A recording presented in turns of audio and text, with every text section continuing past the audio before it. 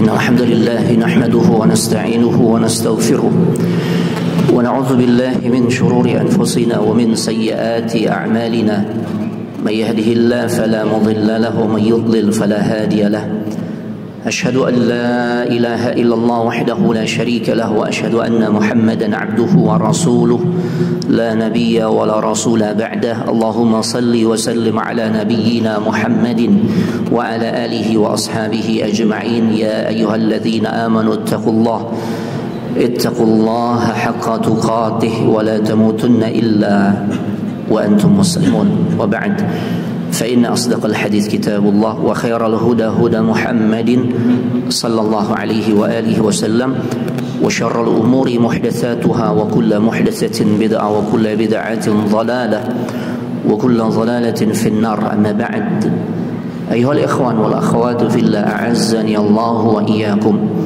Para ikhwan dan juga akhwat, saudara-saudariku jamaah salat zuhur Masjid Jami' Fatahillah yang semoga dimuliakan oleh Allah Subhanahu wa taala.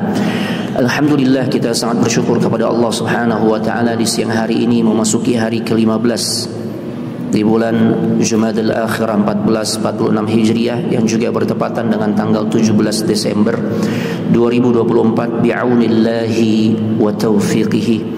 Dengan pertolongan serta taufik dari Allah Subhanahu wa taala, kita bisa kembali dikumpulkan dalam majlis yang mulia, yaitu majlis ilmu, yang dimana insyaallah di kesempatan siang hari ini kita akan mengkaji sebuah tema kajian yang berjudul hatinya penduduk surga itu seperti hatinya burung.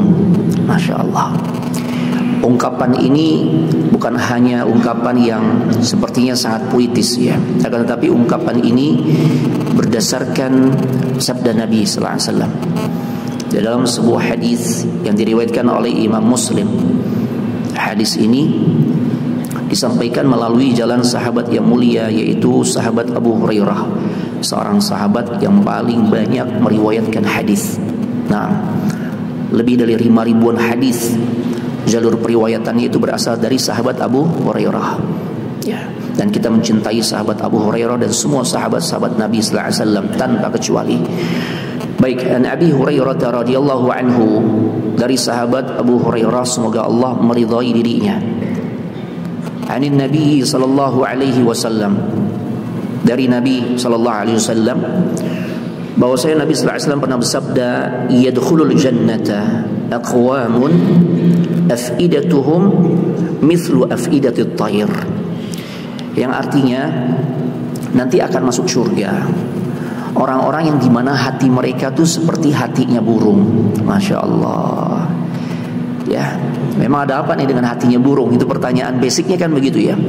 Para ulama menjelaskan, di antaranya Imam An-Nawawi rahimahullahu ta'ala rahmatan wasi'ah, karena burung ini memiliki banyak sisi-sisi positif.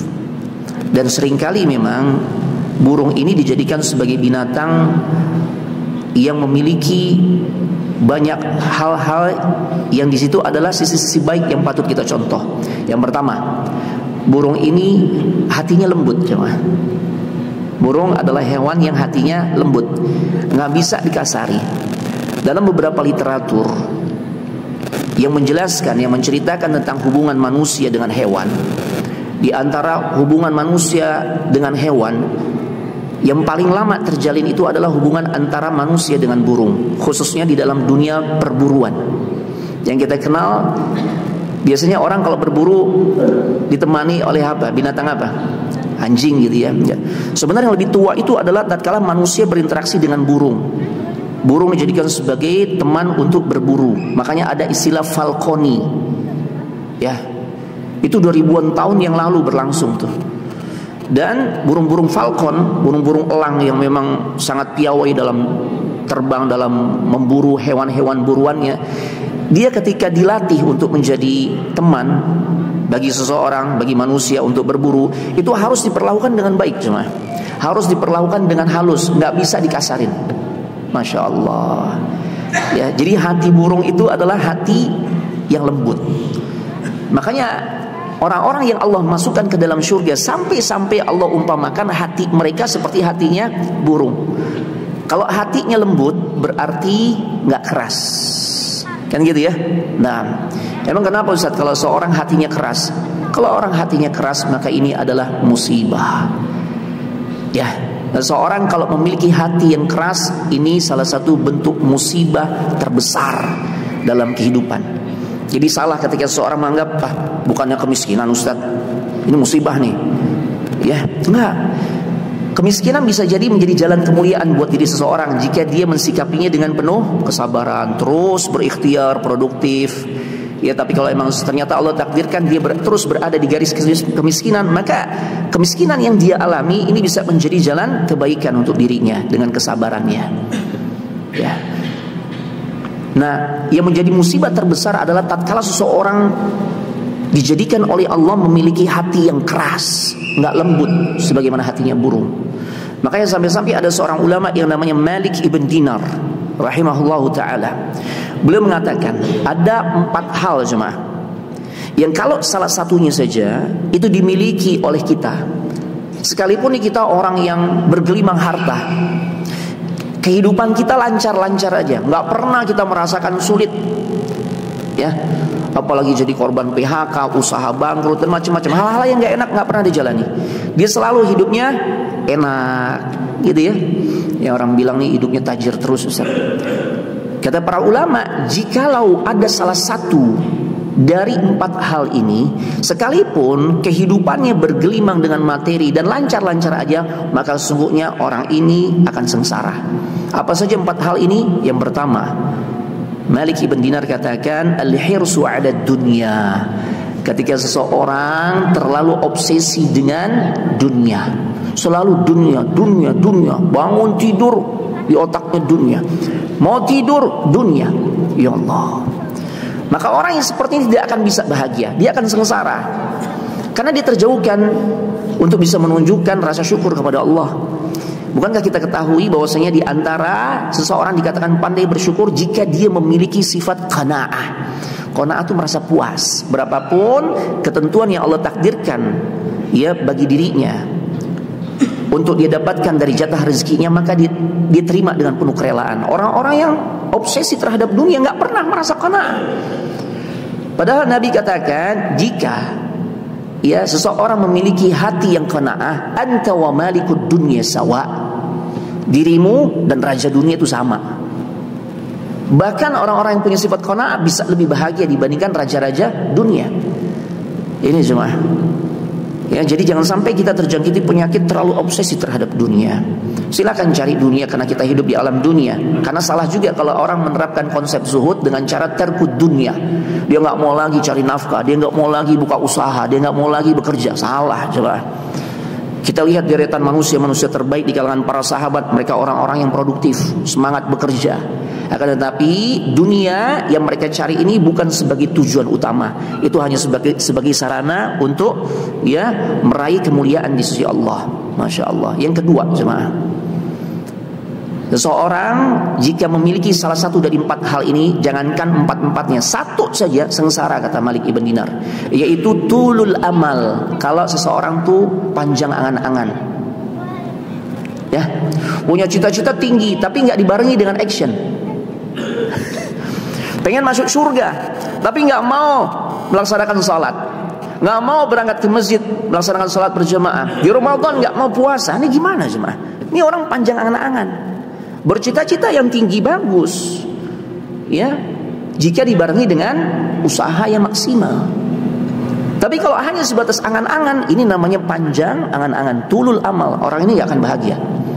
Yang ketiga, kata Malik ibn Dinar, ya seorang akan sengsara kehidupannya sekalipun dia bergelimang materi. Kehidupannya lancar-lancar aja jika dia punya cara pandang jumudul ain awin nazar. Kalau dia melihat satu persoalan, apalagi itu masalah agama yang membutuhkan petunjuk, dalil, Al-Quran, Sunnah Nabi Sallallahu Alaihi Wasallam, tapi pandangannya saklek.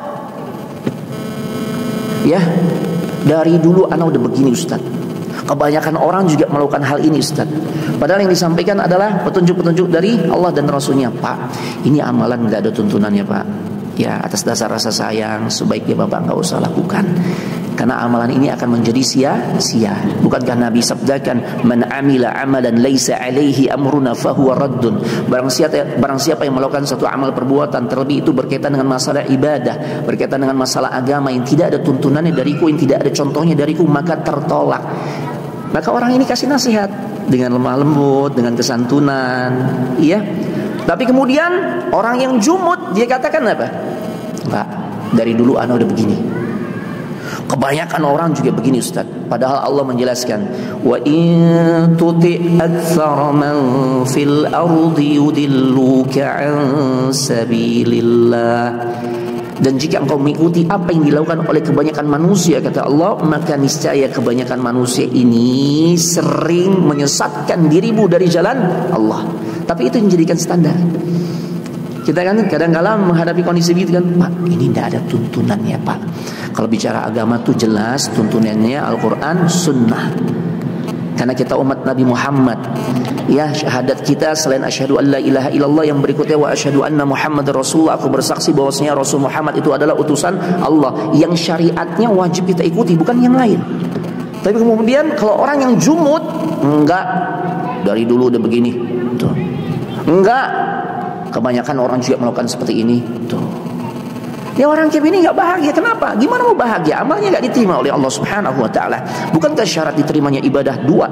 Ikhlas karena Allah, wa ma umiru illa liya'budullaha mukhlishina lahuddin. Dan tidaklah kita diperintahkan oleh Allah untuk melaksanakan beragam macam variasi ibadah, melainkan ibadah tersebut hanya kita persembahkan untuk Allah, ikhlas.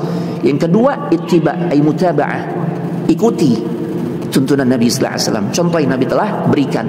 Karena semua hal yang menyangkut agama ini, yang bisa mendekatkan diri kita ke surganya Allah dan menjauhkan diri kita dari nerakanya Allah, wa qad buyyina lakum, udah dijelasin oleh Nabi, ma baqiya syai', enggak tersisa sedikit pun. Jadi tinggal ikutin, simple ya. Nah, lebih mudah mana jemaah? Mengikuti atau memodifikasi? Ngikutin. Ada jaminan insya Allah ibadah kita diterima, dan enggak perlu repot-repot, tinggal ngikutin saja polanya. Ya, karena agama ini telah sempurna. Jikalau anak ibaratkan, ya, ini agama yang sempurna, dia telah sampai pada limitnya, udah penuh nih, sampai atas nih, ya. Bagaimana? Berarti kan kita nggak perlu lagi menambahi, apalagi mengurangi. Coba silakan tambahkan ketika udah penuh. Apa yang terjadi? Apakah semakin sempurna atau justru nanti luber dan berkurang? Ya kan? Itulah. Nah, yang terakhir, yang keempat. Jika ada pada diri seseorang salah satu dari empat hal ini, maka dia akan sengsara. Kata Malik ibn Dinar, perkara tersebut adalah qaswatul qalbi. Ketika seseorang dijadikan oleh Allah, hatinya itu hati yang keras. Ya Allah. Makanya sampai-sampai ada seorang ulama yang namanya Hudzaifah al-Mar'ashi. Wa qala Hudzaifah al-Mar'ashi, apa kata beliau? Mabtuliya ahadun bima'siyatin a'zam alaihi min qaswati qalbihi. Enggak ada musibah yang menimpa diri seorang hamba yang lebih parah dibandingkan ketika dirinya dijadikan hatinya keras. Itu musibah yang sesungguhnya, jemaah. Ya. Karena kalau orang hatinya keras, sulit, jemaah, dia merasakan nikmatnya ibadah. Tanda-tanda hati yang keras, sulit khusyuk ketika ibadah. Sulit untuk menangis tatkala membaca kalamullah atau mendengarkan kalamullah, mendengarkan bacaan Al-Quran, penjelasan tentang Al-Quran, tentang hadis. Ya, atau di tengah keheningan malam tatkala ini momen yang terbaik untuk kita bisa bermuhasabah, sulit nangis, jemaah. Nah, ini tanda orang yang mulai mengalami kerasnya hati, jemaah.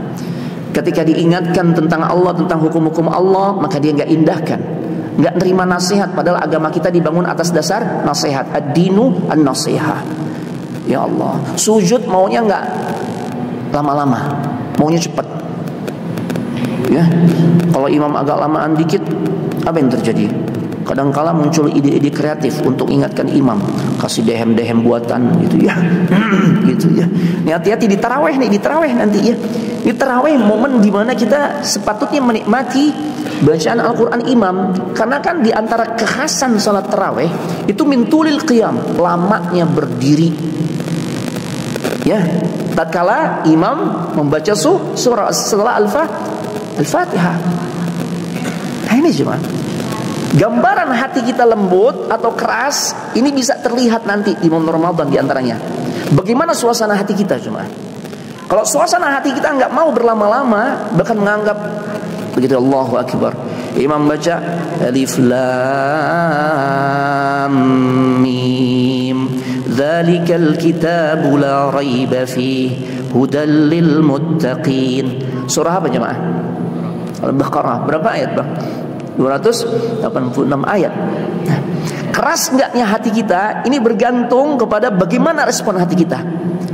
Kalau dia merasa di saat imam baca Al-Baqarah, suara hatinya mengatakan salah masjid gue, bahaya nih, ini bahaya nih, ini pertanda hatinya keras, ya. Karena dia nggak merasakan kenikmatan berlama-lama mendengarkan kalam Allah.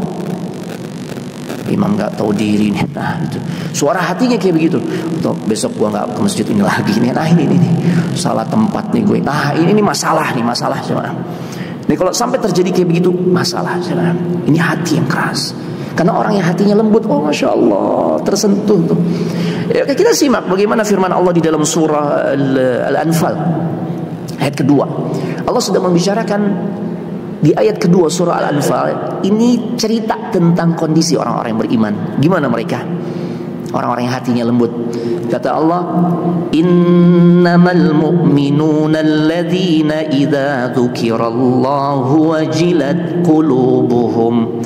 Sesungguhnya hanyalah orang-orang yang beriman, yang hatinya lembut tuh. Karena yang Allah masukkan ke surga orang-orang yang beriman, mereka punya hati yang lembut sebagaimana hatinya burung yang tatkala diingatkan akan Allah bergetar hatinya. Al-Quran apa isinya? Tidak lain mengingatkan kita kepada Allah Subhanahu wa ta'ala. Bergetar. Wa idza tuliyat alaihim ayatuhu zadatuhum imana. Dan jika dibacakan ayat-ayat Allah, nambah imannya. Tuh. Makanya kalau orang nggak betah, ini masalah di hatinya. Masalah di hatinya. Ya, makanya persiapkan diri sebelum memasuki Ramadan ini sebentar lagi jemaah. Ini udah pertengahan Jumadal Akhirah. Ba'da Jumadal Akhirah Sya'ban, ya kan? Habis Sya'ban apa? Rajab. Habis Rajab Ramadan. Allahu Akbar. Siapkan hati kita jemaah. Jangan memiliki hati yang keras. Mulai memperbanyak istighfar dan terus sebenarnya istighfar ini kewajiban seumur hidup cuma ya minta sama Allah. Ya jangan sampai kita memiliki hati yang keras. Karena kalau hati yang keras ya seperti itu, nggak betah di momen-momen kebaikan, di pintu-pintu ibadah nggak betah dia. Maunya cepet-cepet aja. Ya Allah, ya. Atau orang-orang yang hatinya keras nih, sekalipun nih bolak-balik Mekah, Madinah, Umrah, Haji, tapi kelakuannya nggak berubah jemaah.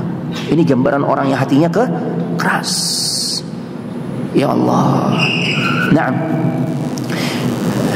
Bapak Ibu jamaah sekalian semoga dimuliakan oleh Allah Subhanahu wa taala. Bahkan orang-orang yang hatinya keras itu kita tahu jika disebut atau ditanyakan apa benda yang tatkala disebut benda tersebut yang ada di otak kita, oh iya ini keras nih. Apa jemaah?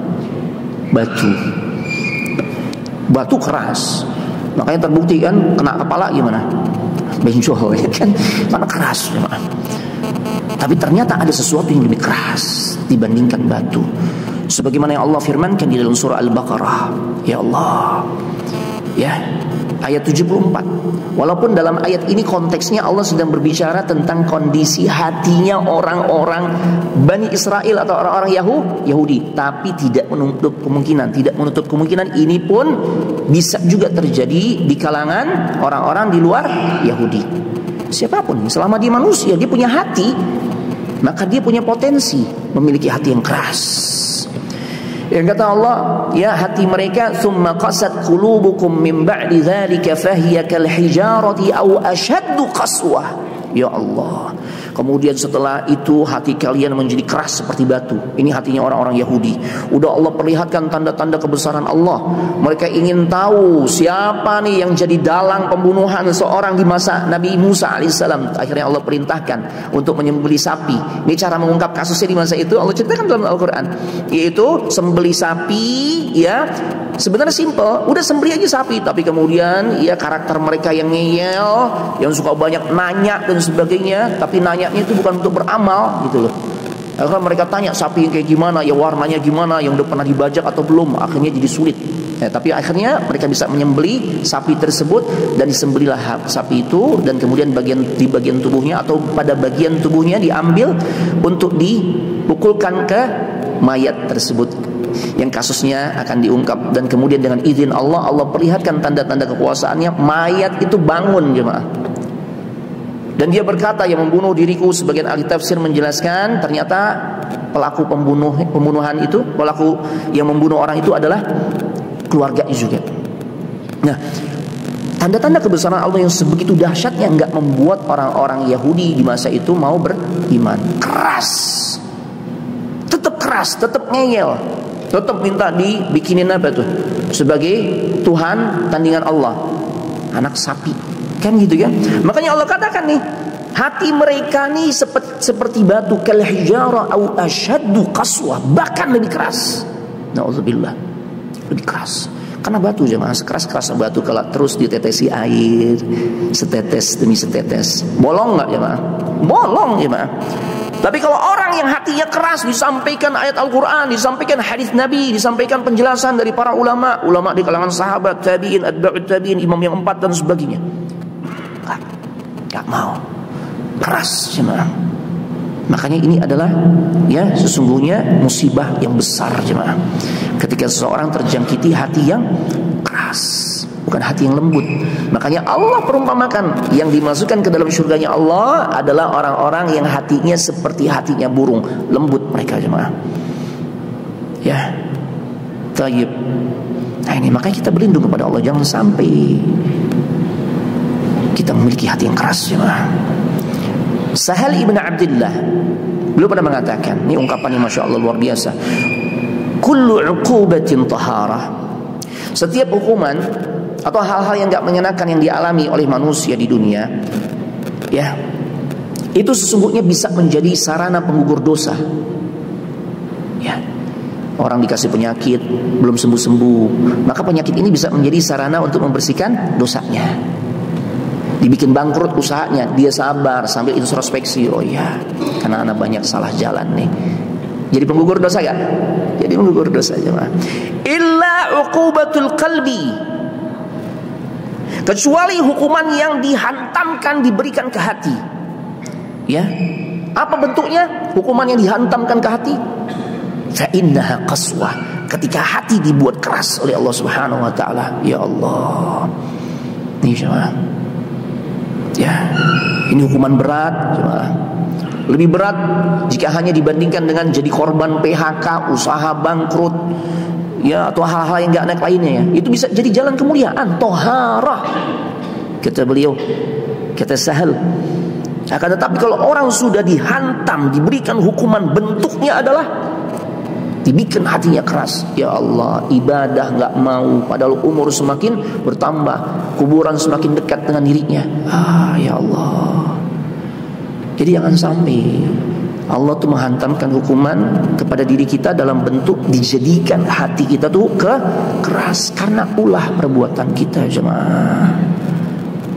Ya, ya Allah. Al-Imam Ibn Al-Qayyim Al-Jauziyah pernah berkata, ma duriba 'abdun bi'uqubatin a'zam min qaswatil qulub wal bu'du 'anillah.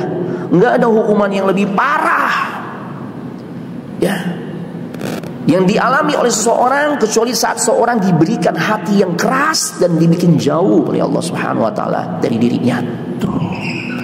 Ini sama kesulitan dunia apapun bentuknya, kalau ternyata kita sikapi dengan benar, maka itu bisa menjadikan diri kita semakin dekat sama Allah. Tapi kalau udah dihantam di hatinya, ya Allah, ini berat. Kalau kesulitan-kesulitan dunia, hukuman-hukuman apapun yang Allah timpakan di dunia selain kerasnya hati, itu bisa menjadi sarana untuk mengintrospeksi diri dan memperbaiki diri. Akhirnya karena boleh jadi ada di antara kita yang dibuat bangkrut, ya, dikasih penyakit, maka pada akhirnya dia semakin dekat sama Allah, dia semakin menikmati sujudnya sampai bisa meneteskan air mata. Allahu Akbar. Hatinya semakin sensitif. Ini dahsyat jemaah. Ya, hatinya orang-orang yang beriman tatkala dimasukkan ke dalam surga, kata Nabi sallallahu alaihi wasallam, mithlu afidatit thair, seperti hatinya burung yang lembut. Hati yang lembut itu jemaah, yaitu di antara parameternya adalah hati yang mudah untuk menerima nasihat. Hati yang tatkala disebut nama Allah atau dia ingat Allah, maka menimbulkan getaran di dalam hatinya. Sehingga kalau dia sudah bergetar dalam hatinya, ya, ketika orang ini maksiat, maka dia akan segera mengakhiri maksiatnya. Karena orang beriman jemaah, itu bukan berarti steril dari perbuatan dosa. Enggak, kita bukan nabi jemaah.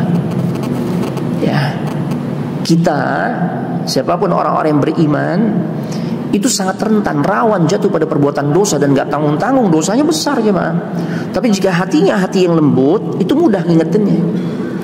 Sampai-sampai Imam Ibnu Katsir beliau menafsirkan firman Allah dalam surah Ali Imran.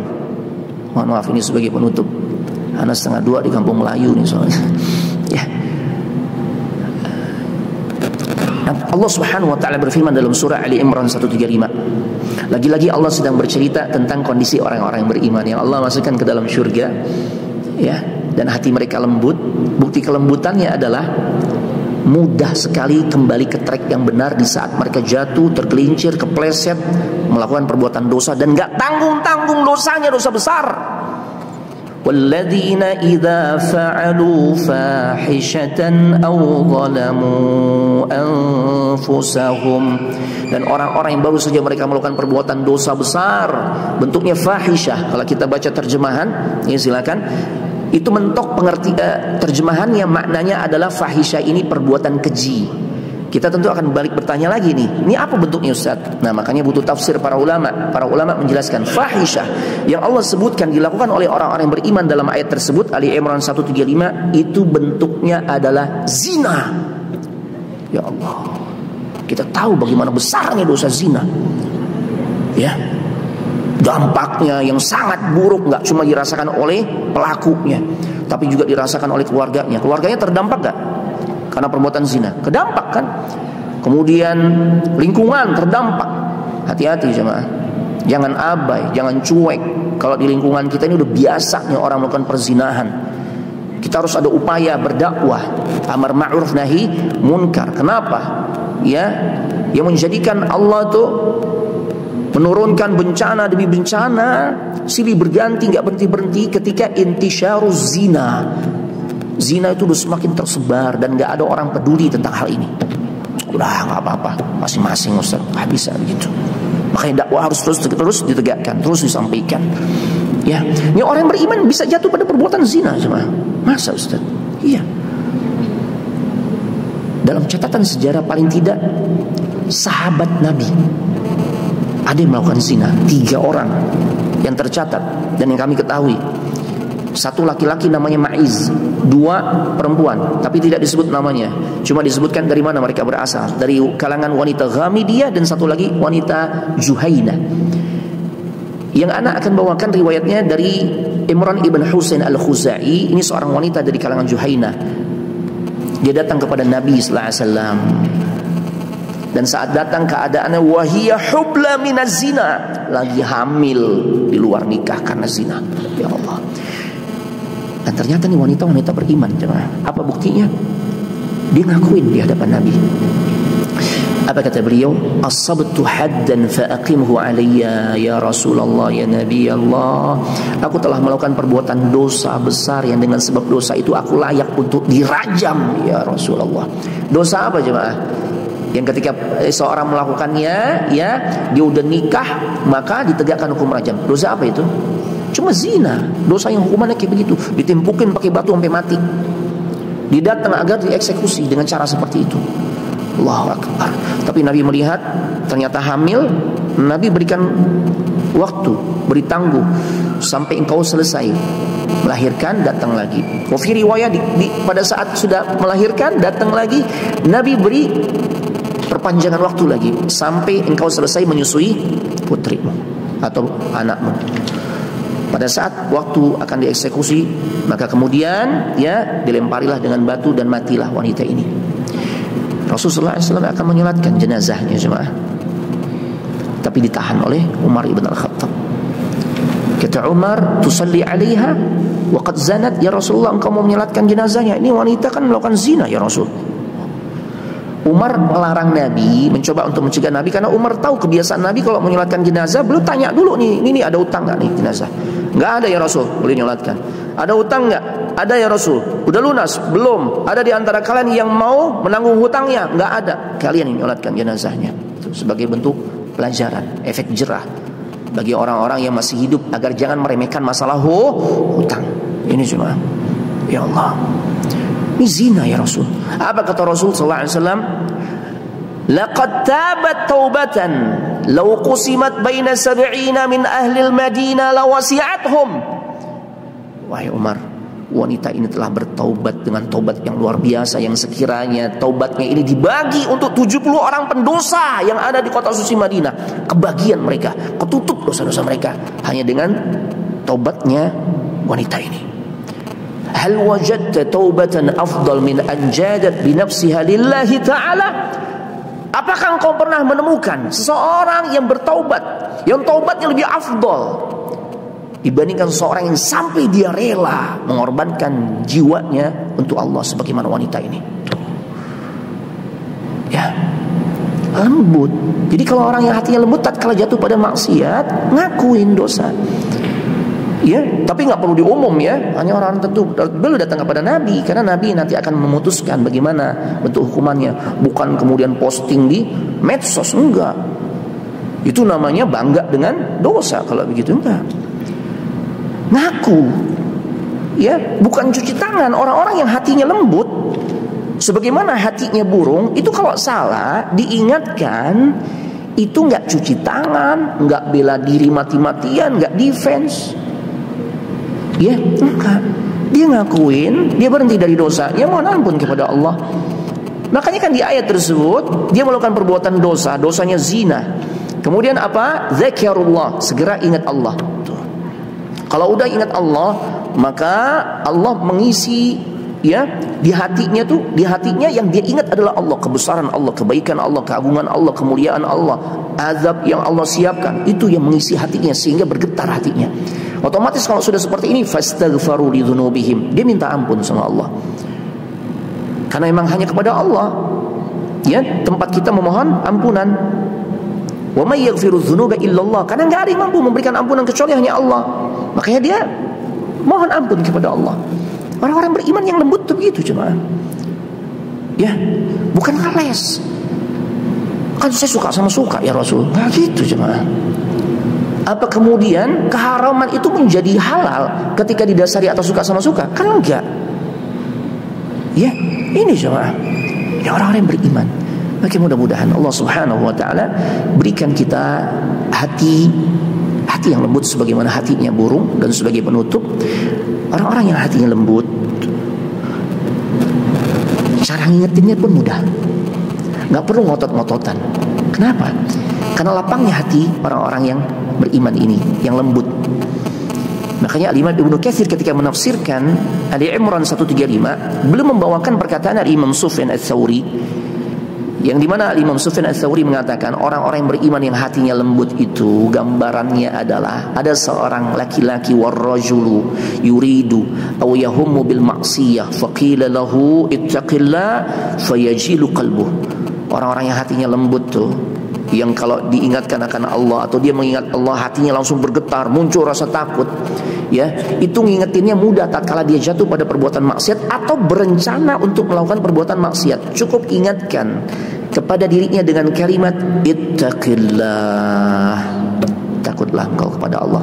bergetar hatinya. Kalau udah bergetar, dia nggak akan lanjut untuk merealisasikan niat maksiatnya atau rencana perbuatan dosanya, sebagaimana kisah yang masyhur sering kita dengar. Ini laki-laki udah tinggal selangkah lagi dia akan bisa menzinai perempuan yang sangat dicintainya, dan udah pasrah karena dia dikasih pinjaman uang. Syaratnya, saya kasih pinjaman uang, jumlahnya banyak tuh, cuma syarat itu, engkau mau rela untuk saya zinai. Udah pasrah. Tapi sebelum ya laki-laki itu menzinai si wanita tersebut, si wanita berkata, ittaqillah, takutlah engkau pada Allah. Apa yang terjadi? Bergetar hatinya. Nggak jadi itu dia zina itu perempuan tersebut. Bahkan hutang yang dia berikan, dia lunas, dia anggap lunas. Itu bukan menjadi hutang lagi ya, itu buat engkau. Allahu Akbar. Ini jemaah. Makanya betapa indahnya kalau keluarga kita nih, mudah-mudahan ya diisi oleh kumpulan orang-orang yang beriman, yang mereka pastinya sekalipun beriman sangat rentan jatuh pada perbuatan dosa. Cuma enak tatkala mereka benar-benar jatuh pada perbuatan dosa, tergelincir, terpleset, ngingetinnya mudah. Ingatkan akan Allah, takut sama Allah, dia berhenti. Seorang istri diuji, misalnya suaminya sudah mulai ini bengkok jalannya, ya baik dia, tapi yang namanya pergaulan antar lawan jenis di dunia kerja, di dunia perdagangan kan, pelanggan datang kinclong-kinclong dan sebagainya kan, begitu ya, tukar-tukaran nomor telepon, akhirnya terjadilah perselingkuhan. Misalnya seorang istri diuji dengan kondisi suami yang mulai melenceng, ya biasa pulang kerja paling telat sebelum maghrib, ternyata jam 12 pulang, berhari-hari sampai hari ketiga jam 1 dia baru pulang. Istrinya bilang, bang, kenapa bang, kok abang setelat ini? Apa kata suaminya? Ya karena bengkok kan mulai jurus bohongnya keluar. Abang banyak lemburan ya, tuh enteng banget tuh. Ya, tapi kemudian istri berkata, ya perempuan kan instingnya kuat jemaah, apalagi untuk hal-hal kayak begini, urusan-urusan interogasi kan tuh, masya Allah ya. Si perempuan, si istri katakan, bang, kan tetangga kita teman kerja abang, gitu. Aku udah cek loh bang, aku udah tanya, 3 hari ini gak ada lemburan bang, dan hari ini saja nih abang paling telat nih di antara 3 hari yang sebelumnya, beberapa hari sebelumnya. Ya, aku tanya, ini hari ini gak ada lemburan. Bahkan tetangga kita yang teman kerja abang katakan, dia orang terakhir yang ada di kantor. Syur, dia tuh yang matiin saklar lampu kantor. Hah? Ya kan. Nah, berarti ini kan jelas nih suami bengkok gak? Bengkok. Saya cium kayaknya bukan parfum abang nih bang. Tuh. Ya. Begitu dilihat lagi di kerah bajunya ada apa? Ceplakan bibir lah tuh, lipstick tuh. Bang, kalau ini laki-laki beriman, suami beriman, cukup katakan pada dirinya, abang bisa bohongi saya, tapi takutlah kepada Allah bang. Allah nggak bisa dibohongi. Tidur sebelum tidur doa, wa fawwadtu amri ilallah, aku serahkan semua urusanku kepadamu ya Allah, termasuk kebengkokan suamiku. Kalau nih suami yang beriman, istri udah katakan takutlah kepada Allah bang, ya dia merenung, dia nangis tuh, diminta ampun sama Allah, diminta maaf sama istrinya, selesai. Kalau beriman cukup ingatkan akan Allah, maka selesai. Ya, kata Imam Ibnu Katsir begitu. Karena orang-orang dulu tuh begitu. Cuma masalahnya Ustaz, kok orang zaman sekarang boro-boro dibilang ittaqillah, dalilnya banyak Ustaz, yang ada marah Ustaz. Ya, apa bedanya Ustaz? Kenapa kok responnya beda? Para ulama jelaskan, karena orang-orang terdahulu hatinya bersih. Tatkala diingatkan akan Allah, yang mengisi hatinya adalah kebesaran Allah, keagungan Allah, kemuliaan Allah, kebaikan Allah, dan sebagainya. Makanya bergetar hatinya. Orang zaman sekarang ketika diingatkan akan Allah, yang ada di hatinya adalah kesombongannya, egonya, makhluk yang dia merasa mengintimidasi dirinya itu. Makanya responnya begitu cuma. Ya, barakallahu fikum. Ya, kita tutup dengan doa kafaratul majlis. Subhanakallahumma wa bihamdik, asyhadu an la ilaha illa anta, astaghfiruka wa atubu ilaik. Assalamualaikum warahmatullahi wabarakatuh.